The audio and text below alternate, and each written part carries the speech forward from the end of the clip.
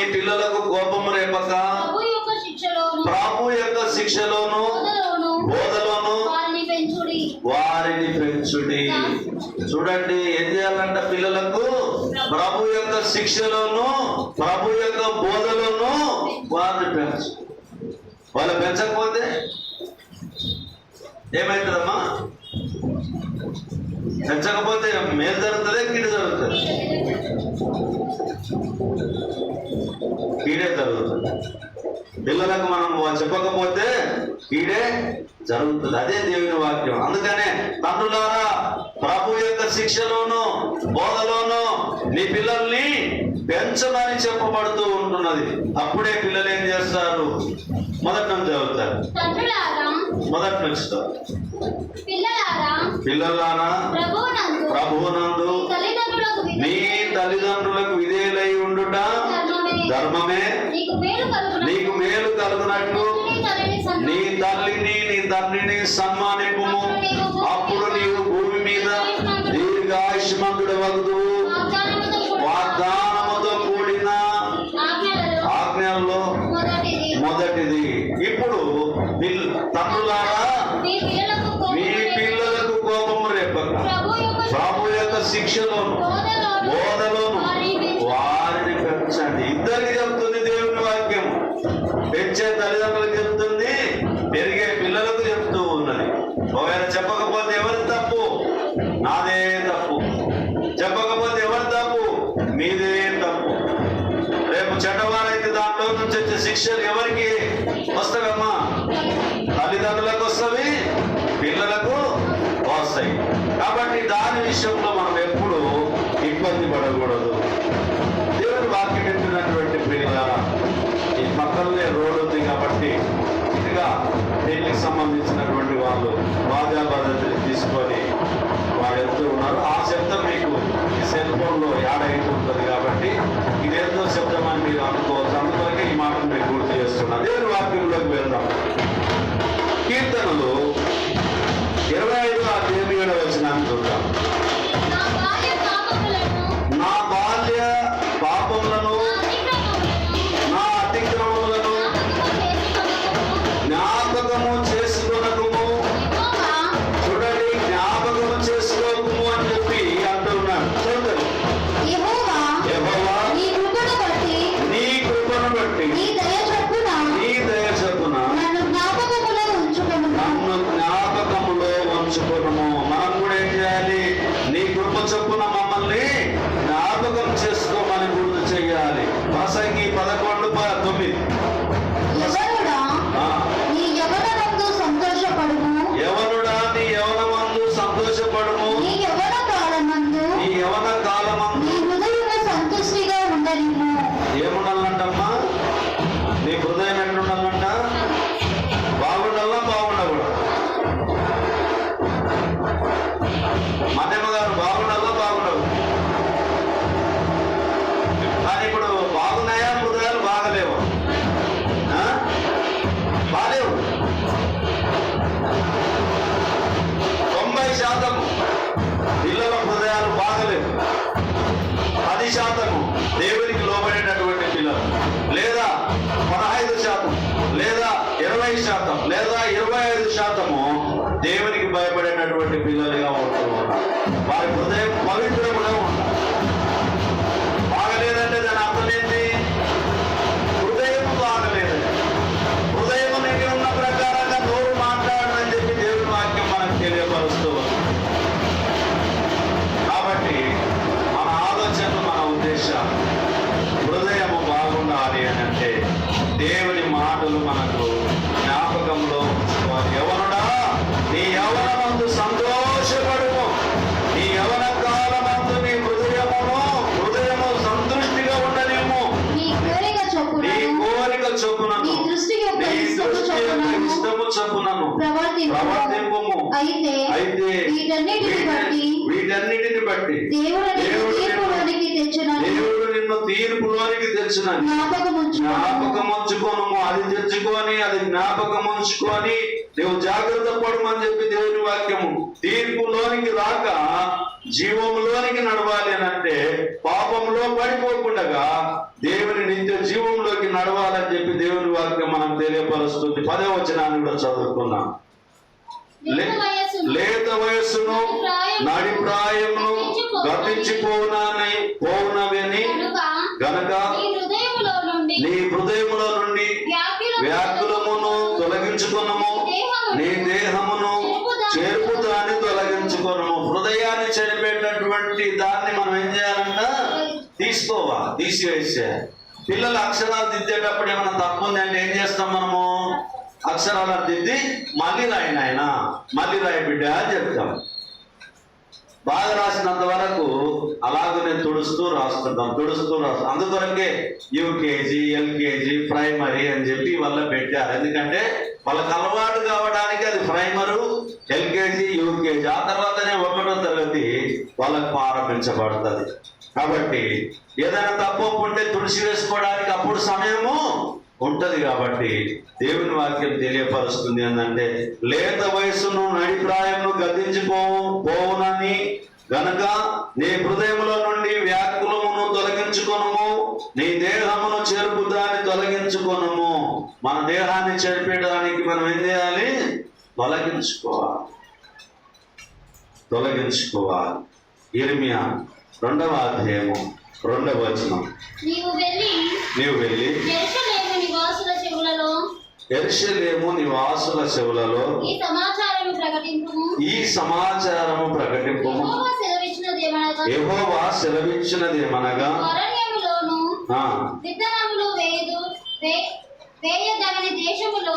దేశములోను నన్ను వెంబడించుచు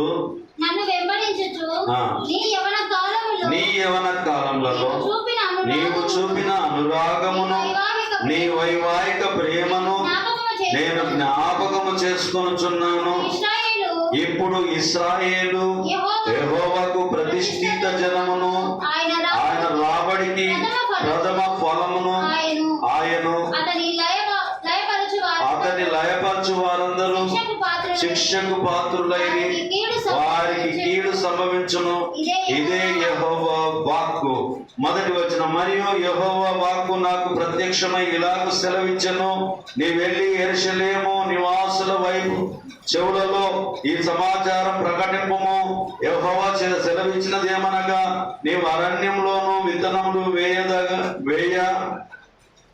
దగని దేశంలోను నన్ను వెంబడించుచు నీ యవన కాలంలో నీవు చూపిన అనురాగమును, నీ వైవాహిక ప్రేమ నేను జ్ఞాపకం చేసుకొనుచున్నాను.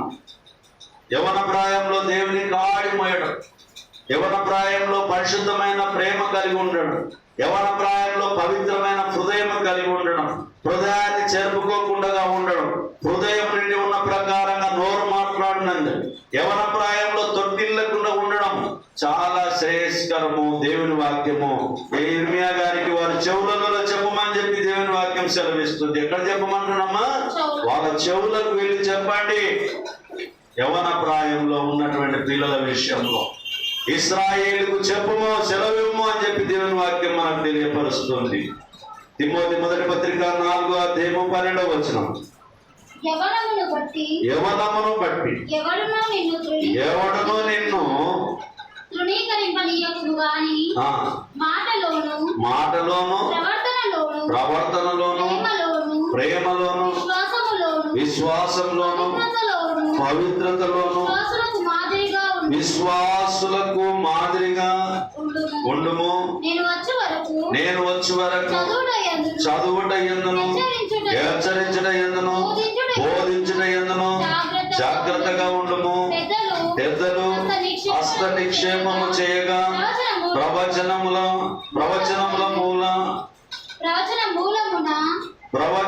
మూలమున నీకు అనుగ్రహింపబడి నీలో ఉన్న వరమును ఆలక్ష్యం చేయకము. నీ అభివృద్ధి అందరికీ తేటగా కనపడు నిమిత్తము వీటిని మనస్కరించుము. వీటి యందు సాధకము చేసుకొనుము. నిన్ను గూర్చి నీ బోధన గురించి జాగ్రత్త కలిగి ఉండుము. వీటిలో నిలకడగా ఉండుము. నీ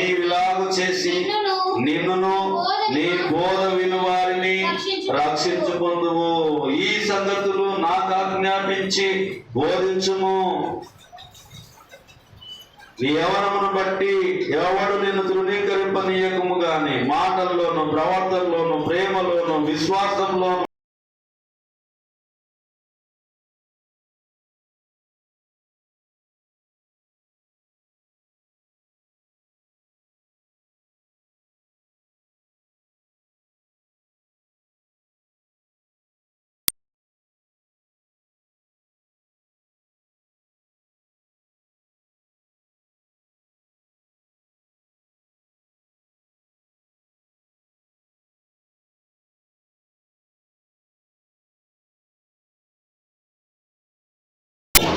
మీకెంత కట్నమైన ఇస్తాం మేము, మంచి ఉద్యోగమైన పిల్లగాడు కావాలి మాకు అని అడుగుతున్నాం. ఏమంటున్నాడు నిజమా? అంటే ఒక ఆలోచన మనం చెయ్యాలి. భూమి బాగుంది అని అంటే పంట ఎంతైనా వస్తుంది. భూమి బాగున్న దాంట్లో నువ్వు పెట్టుబడి పెడితే పంట అంత ఎక్కువగా వస్తుంది. భూమే బాగలేదు అనుకోండి, కట్నమిచ్చి ఏమి లాభం? పిల్ల వంట, ఓర్పు, మంచి అన్ని విషయాల ఆలోచన, విజ్ఞానము కలిగి ఉండకపోతే తల్లిదండ్రులు ₹1,00,00,000 ఇచ్చినా కూడా ప్రయోజనం ఏమైనా ఉంటుందా? ఏమీ లేకపోయినా, కట్నం లేకపోయినా ఇప్పుడు ఏం కోరుకుంటున్నారు ప్రజలు? ఒకప్పుడు సైకిల్ అడిగారు, వాచ్ అడిగారు, గడియారం అడిగారు. ఇప్పుడు కొన్ని సందర్భంలో బైక్ అడిగారు, ఆ తర్వాత కార్ అడిగారు, బంగారు అడిగారు, ఎండి అడిగారు, డబ్బు అడిగారు, ఎన్నెన్నో అడిగారు. ఇప్పుడేం అడుగుతున్నారు? మంచి అమ్మాయి ఉంటే చెప్పండి అని అడుగుతున్నారు. పవిత్రత కాపాడుతున్నటువంటి అమ్మాయి, పరిశుద్ధమైన అమ్మాయి, తెలివిగల అమ్మాయి, పని చేయగలిగినటువంటి అమ్మాయి, గుణవంతైనటువంటి అమ్మాయి, జ్ఞానవంతురాలైనటువంటి అమ్మాయి, తన కుటుంబాన్ని కట్టుకోవడానికి శక్తి సామర్థ్యాలు ఉన్న అమ్మాయి అంటే చెప్పండి, మాకేమొద్దు అని ఎదుగుతూ ఉన్నాం. మనం పిల్లలకు నేర్పుతూ ఉన్నామా? అమ్మా నువ్వు ఎప్పుడన్నా లేవు అని మనం అంటే మనకు ప్రేమ చూపిస్తామా? అత్త అంటదే అమ్మాట. వంట చేయడానికి నేర్పించకపోతే అత్త అంటదే. అత్త ఏమనుకుంటుంది? కోడలు వస్తే సుఖంగా ఉండాలనుకుంటుంది, మొత్తం పనులలో ఏమో చెప్పి నెమ్మదిగా ఉండాలనుకుంటుంది. అత్తమ్మ నాకు కూర రాదు అని అంటే ఇక మళ్ళీ నాకు మొదటికి వచ్చాపా అని చెప్పి భోగాలు గిగాలు కింద పడేసుకుంటా మళ్ళీ స్టార్ట్ చేస్తుంది. ఇక ఆమె ఏం లాభం అబ్బా, పెళ్లి చేసి లాభం లే, వంట నేనేం చేయాలి? అమ్మ కోడలో రొట్టెలు చేయమ్మా అని అంటే చపాతీలు వస్తాయి అత్తమ్మ, నాకు పిండి రొట్టెలు రావు నాకు అని మళ్ళీ మొదటికి వస్తుంది. గాజుల మీద కానీ అంత కొట్టులు కొట్టాలి రొట్టెలు. అంటే ఎంత ఇచ్చినా కూడా మనకు మన పిల్లల్ని అమ్మా మా దగ్గర నీవు ఇట్లుంటున్నావు బిడ్డ, నీవు అట్లా ఉండొద్దు, నీవు కష్టపడాలి బిడ్డ, నువ్వు వెళ్ళినటువంటి స్థలంలో నువ్వు గొప్పదానం కావాలి అని అంటే నీవు ఈ రకంగా బతకాలి బిడ్డ అని మనం ఎప్పుడైతే మన పిల్లలకు చెప్తూ ఉంటాం, వాళ్ళు వినొచ్చు వినకపోవచ్చు, మనం చెప్తూనే ఉన్నాం. మరి తల్లిదండ్రులు, మగపిల్లల తల్లిదండ్రులు కూడా ఏం చేస్తున్నారు ఇప్పుడు? ఎక్కడన్నా తెలియదు రాకపో, ఏమీ అనకుండా ఉండవు, ఏమన్నదా ఇదాకోకు, ఏమీ అనకుండా ఉండవు, ఎంత రాత్రికన్నా రాకోకు, ఏమీ ఏమన్నా అంటే వాడు ఏమన్నా చేసుకుంటాడు, ఏమన్నా అంటే వాడు ఏమన్నా అయిపోతాడు కానీ అని పని నేర్పించకుండా, కష్టం తెలుపకుండా మగపిల్లల తల్లిదండ్రులు కూడా పిల్లలకు ఎట్లా తిరిగినా పిల్లగాడు ముందుకున్నాడు కదా అని పెళ్లి అప్పుడు నువ్వు అబద్ధాలు ఆడి పెళ్లి చేసి పిల్లగాడు బాగా బతకరా నాయనా మీరు అని అంటే ఎట్లా బతుకుతారు వాళ్ళు? రెండు పోయిన కడవలే తింటాడు వందుకు, రెండు పోయిన కడవలే వందుకు పెట్టి నీళ్ళు నింపి నల్ల చాలు చేసి నీళ్ళు నింపి నిన్నండి అని అంటే ఎడ నిండుతాయి పోయిన కడవలే. ఇక్కడ ఈమెకు నేర్పించలేకుంటారు, అక్కడ ఆయనకు నేర్పించలేకుంటారు. తండ్రులారా మీ పిల్లలకు కోపము రేపక ప్రభు యొక్క శిక్షలోను, ప్రభు యొక్క బోధనను వారిని పెంచమని దేవుని వాక్యం సెలవిస్తూ ఉన్నది. పిల్లలకు యేసు ప్రభు వారు, యేసేపు గారు వడ్రంగి పని చేస్తుంటే తండ్రికి ఆసరా అయ్యిండు పిల్లగాడు. మన పిల్లలకు మనం చేసే పనిలో ఆసర కావడానికి మనం హెల్ప్ తీసుకోవాలి, సహాయం చేయించుకోవాలి. అప్పుడే మన పిల్లవాళ్ళు గొప్ప వాళ్ళు అవుతారు. ఒకవేళ మనం కష్టం నేర్పించకపోతే ఎంత డబ్బున్నా గుట్ట ఉన్నా కరిగిపోతుంది. డబ్బు శాశ్వతమైనది కాదు. దేవుని ప్రేమనే శాశ్వతము, మానవుని హృదయమే శాశ్వతం. ఎందుకనంటే పవిత్రత కలిగి ఉండాలి. అప్పుడే భార్య భర్తలు కుటుంబం కట్టబడుతుంది. కుటుంబంలో పోయిన పిల్లల్ని మనం వరుసగా వేసి లాభం ఏం లేదు. మన పిల్లల్ని అమ్మాయి అయినా పర్వాలేదు, అబ్బాయి అయినా కానీ మనం పెంచకపోతే, సరైనటువంటి బోధలో శిక్షలో పెంచకపోతే వారి జీవితాలు అమర్చబడవు. కాబట్టి ప్రియమైన తల్లిదండ్రులారా, మన పిల్లల్ని మనము తల్లిదండ్రులారా మనం పెంచే విధానంలో సరిగా ఉండాలి. అలాగనే చిన్నలారా మీరు పెద్దలకు లోబడి ఉన్నాడు. పెద్దలు నేర్పిస్తేనే చిన్నలు నేర్చుకుంటారు.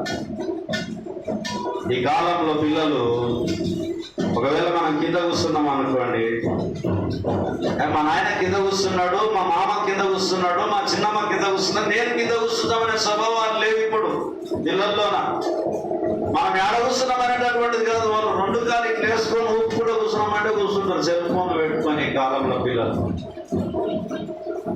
ఎవరన్నా వచ్చినా లేవరు ఇప్పుడు ఈ కాలంలో. అది ఎవరు నేర్పియాలా? మనమే నేర్పియాలి. నేర్పించకపోతే అరే ఏం బుద్ధి నేర్పినవురా, నీ పిల్లలకు బుద్ధి చెప్పుకో అని ఎవరితో ఒకరితో తిట్టు తినాల్సిన టైం వస్తుంది. ఈ లోకంలో తిట్లు అంటే తిండి మానుకో. దేవుడు నీ పిల్లల్ని నువ్వు సరైన మార్గంలో పెంచలేవని చెప్పి ఏలి కుమారులను కదా నాశనం చేసినట్టుగా చేస్తే మనకేమైనా ప్రయోజనమా? ప్రయోజనము లేదు. మన కుటుంబం నాశనం అయితే ప్రయోజనం ఏమీ లేదు. మన కుటుంబం వర్ధిల్లాలి. అందుకనే ఒక మాట మనం చూసాం, ఏమిటనంటే నేను చిన్నవాడిగా ఉన్నప్పటి నుండి, నేను ముసలివాడిగా అయినప్పటి నుండి నీతిమంతుల పిల్లలు భిక్షమెత్తుట నేను చూడలేదు, విడువబడుట నేను చూడలేదు. మన పిల్లలను కష్టపెట్టాలి, కష్టంలోకి వెళ్ళి పెంచాలి. వాళ్ళకి ఏమున్నా లేకున్నా దేవుని బోధలో శిక్షలో పెంచడం వల్ల వాళ్ళు గొప్పవాళ్ళు అవుతారు. ఒకవేళ గొప్పవాళ్ళు కాకూడదు అని అనుకుంటే ఏముంది, వాళ్ళకి ఇష్టమైన మార్గంలో పంపిస్తే పాడైపోతారు లోకం. సామెతలు 7వ అధ్యాయం 7వ వచనం, జ్ఞానము లేని వారి మధ్యను యవనుల మధ్యను బుద్ధి లేని పడుచువాడొకడు ఎట్లా కనిపించిండమ్మా? బుద్ధి లేని పడుచువాడు ఒకడు కనిపించినాడు. బుద్ధి లేని పడుచువాడు అంటే ఇప్పుడు బుద్ధి కలిగిన వాడు గొప్పవాడు అనిపిస్తాడా, బుద్ధి లేని వాడు కనిపిస్తాడా? ఇప్పుడు ఇట్లా పెద్దలు ఉన్నారు, ఇట్లా ఉన్నారు. పిల్లల్ని చూడంగానే చెప్పగలుగుతారు ఇక్కడ బుద్ధి కలిగిన వాడా, బుద్ధి లేని వాడా. ఎందుకు చెప్పగలుగుతారు? వాళ్ళ అనుభవం వాళ్ళకి నేర్పించింది. వాళ్ళ అనుభవం వాళ్ళకు నేర్పించింది. అందుకనకే ఎవడు బాగైతాడు, ఎవడు బాగాడు అని చెప్పేస్తారు వాళ్ళు. అమ్మా ఈడు బాగైతాడు రా, ఈడు ఈయనకి పిల్లనిస్తే బాగుంటాడు రా, ఈయనకి పని ఇస్తే చేస్తాడు రా, ఈమెకి ఇస్తే బాగుంటది అని చెప్పి పెద్దలు ఈ రోజు అంటే ఫోటోలు చూసుకొని పెళ్లి చేసుకుంటున్నారు. కానీ ఒకప్పుడు పెద్ద మనుషులు పోయి పిల్లలు తెచ్చి పెళ్లి చేసి, వాళ్ళ నాయన నీ భర్త అంటే మట్టుగారు, వాళ్ళ నాయన నీ భార్య అంటే మట్టుగారు.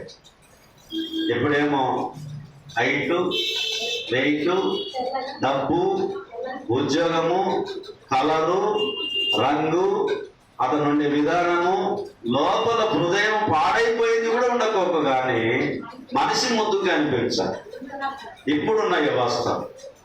కాబట్టి పిల్లలు పాడు కాకూడదంటే ఎవరు చేయాలి? పెద్దవాళ్ళు, తల్లిదండ్రులు మన పిల్లలను ప్రభు యొక్క శిక్షలోను బోధలోను మనం పెంచాలి. ఇంకొక మాట చూసుకొని వాక్య భాగాన్ని మనం ముగిద్దాం. తిమోతి 2వ తిమోతి పత్రిక 2వ అధ్యాయం 22వ వచనాన్ని చూద్దాం.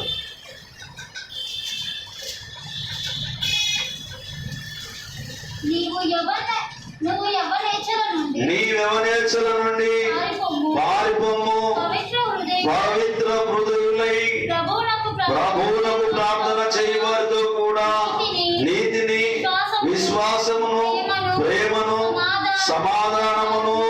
ఎంటాడుము. యవనుడు చేయాల్సినటువంటి పనులు ఏమిటమ్మా? నీ యవనేచ్ఛల నుండి పారిపోమనంటే నేను యవన్ని కదా, యవనస్తుని కదా, నేను ఇట్లే పొగురు మీద నిలబడతానన్నటువంటి ఆలోచన యవన ఆడబిడ్డ అయినా యవన మగబిడ్డ అయినా ఆలోచన చెయ్యొద్దు. యవనేచ్ఛల నుండి పారిపోము.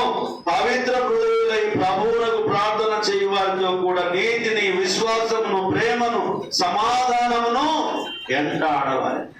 సమాధానమును ఎంటాడు. సమాధానకర్త క్రీస్తు మనకై ఉంటూ ఉన్నాడు. కాబట్టి మన బిడ్డలను పెంచాలి. అలాగనే మన బిడ్డలకు, పెద్దలకు లోబడు నాయనా. ఆడ తాత వచ్చిండు, బిడ్డలు లేవు. ఆడ అమ్మమ్మ వచ్చింది, నాయనమ్మ వచ్చింది, బిడ్డ. ఆడ తాత వచ్చిండు, అవ్వ వచ్చింది, అమ్మ వచ్చింది, పెద్ద నాయన వచ్చిండు, పెద్దమ్మ వచ్చింది. మన పెద్దలు వచ్చినప్పుడు మనం గౌరవించాలి, మనం ఇట్లుండాలి, అట్లుండాలి అని చెప్పి మనం ఏదైతే నేర్పితే ఆ పిల్లలకు చిన్నప్పటి నుంచి నేర్పితే వారు పెద్దవారే. అయినా ఆదివారం చర్చికి వెళ్ళాలి బిడ్డ, మనం తప్పకుండా మనం మోకరించి ప్రార్థన చేయాలి. నాయన కళ్ళు మూసుకోవాలి, నాయన ప్రార్థన చేసినప్పుడు అల్లరి చేయకుతున్నాయన మనం ప్రార్థన చేసినప్పుడు అది ఎవరు నేర్పాలి? తల్లిదండ్రులు నేర్పాలి. అప్పుడు పెద్దలకు పిల్లలు లోపడతారు. ఆ కుటుంబము ఆశీర్వదింపబడుతుంది, ఆ కుటుంబము వర్ధిల్లుతుంది. కాబట్టి శ్రద్ధగా వాక్యం విన్న మీ అందరికీ ప్రభు నామమున వందనములు చెల్లించుకుంటూ చిన్ని ప్రార్థన చేసుకున్నాం. సర్వ సృష్టికి కారణభూతుడైన మా ప్రియ పరలోకపు తండ్రి, మీ పరిశుద్ధమైన నామాన్ని బట్టి మీకు వందనములు చెల్లించుకుంటున్నాం. చిన్నలారా, పెద్దలకు లోబడి ఉండమని మీరు ఈ వాక్యం మాకు సెలవు ఇవ్వబడి ఉన్నది. అలాగనే తండ్రులారా, పిల్లలను శిక్షలోనూ బోధలోనూ పెంచమని దేవుని వాక్యం మాకు తెలియపరుస్తూ ఉన్నది. యవన కాలంలో తొట్టిల్లుదురు అని చెప్పి దేవుని వాక్యం మనకు తెలియపరుస్తూ ఉన్నది. కాబట్టి నాయన దయతో కనికరించి యవన ప్రాయంలో ఉన్నటువంటి పిల్లలు గొప్పవారుగా కావాలని ప్రతి తల్లిదండ్రులు ఆశపడతారు. కష్టపడాలి అని చెప్పి ప్రతి తల్లిదండ్రులు ఆశపడతారు. నాయన తల్లిదండ్రుల కష్టాన్ని ఎరిగి పిల్లలు గొప్ప బలముగా నాయన ఉండి ఆ గొప్ప జీవితాన్ని వారు కలిగి వారి కుటుంబాలను వారు కట్టుకోవడానికి, వారి తల్లిదండ్రులను వారు పోషించుకోవడానికి, వారి తల్లిదండ్రులకు పేరు, ప్రతిష్ట, కీర్తిని తీసుకురావడానికి, క్రీస్తుకు మహిమను తీసుకురావడానికి యవన బిడ్డలైన ఆడబిడ్డలకైనా, యవన బిడ్డలైన మగబిడ్డలకైనా మీ బుద్ధి జ్ఞానముల చేత వాక్యము జరిగిత ఉదక స్థానము చేయించమని, వారిని మీ సన్నిధికి నడిపించమని, మీ చిత్తాన్ని వారి పట్ల జరిగించమని, యవనులు తొట్టిల్లకుండగా మీ అందు యవన ప్రాయంలో కాడి మోసుకుంటూ ముందుకు కొనసాగేటటువంటి బిడ్డలుగా మీరు ఆశీర్వదించమని, వాక్యాన్ని వీక్షిస్తున్నటువంటి మా ప్రియులందరినీ, సంఘంలో వాక్యాన్ని వింటున్నటువంటి మా ప్రియులందరినీ, అన్ని కుటుంబాలను ఆయన మీరు దీవించి ఆశీర్వదించి నాయన మీరు కుటుంబాలను కట్టుమని ఆశీర్వదించమని ఈ మనవులు యేసుక్రీస్తు అతి పరిశుద్ధమైన నామములో బ్రతిమాలి అడిగి వేడుకొని ప్రార్థించుచున్నాము తండ్రి. ఆమేన్, ఆమేన్. అందరికి ప్రభు నామమున వందనాలు.